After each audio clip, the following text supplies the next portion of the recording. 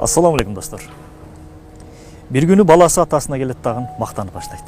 Атаке, менде өтө чынчыл, өтө берилген, өтө таза достор бар. Алар мага дайыма жардам берүүгө, атүгүл жандарын берүүгө даяр. А сизде ушундай достор барбы? Дейт. Баласын карап турган атасы баласына ушундай сунуш киргизет. Балам, кел ошол чынчыл досторуңду бир сынап көрөлү. Экөө тең макул болуп, кой союшат дагы, койду капка салышат. Каптын сыртына кандар жайылып кетет.